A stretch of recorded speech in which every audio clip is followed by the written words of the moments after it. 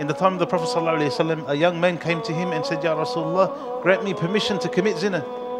This guy was on heat. Yeah, he couldn't control himself. So he's asking for permission. He didn't commit it, but he wanted permission from the Prophet ﷺ. Ya Rasulullah, allow me to commit zina.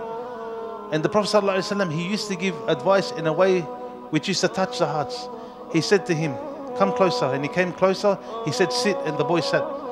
He said, would you like someone to sleep with your mother? And of course the boy said, no, Ya Rasulullah, I'd never allow this. Imagine someone sleeping with your mother in zina. He wouldn't allow it. He said, what about your daughter? Would you allow anyone to sleep with your daughter? He said, no, I would never allow this, Ya Rasulullah. He said, what about your sister?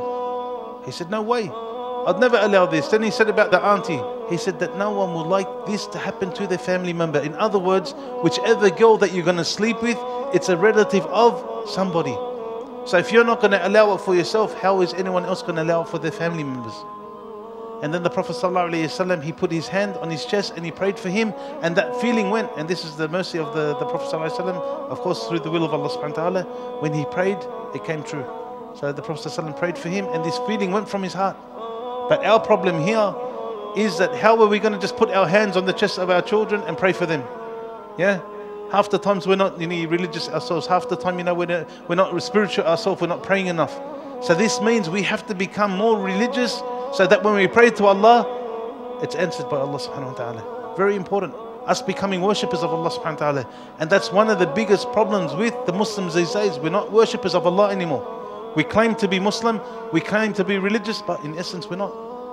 Because the truth to it is, how many times do we get up during the night and pray? How many Mondays and Thursdays do you fast? How much charity are you giving in secret? How much things are you doing yourselves so that you can say, you know what, I'm a true worshipper of Allah subhanahu wa ta'ala.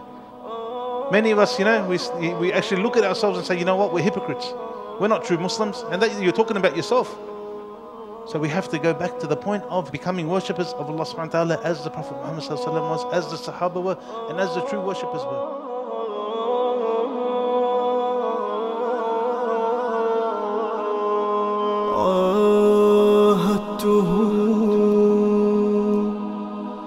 أن أكتب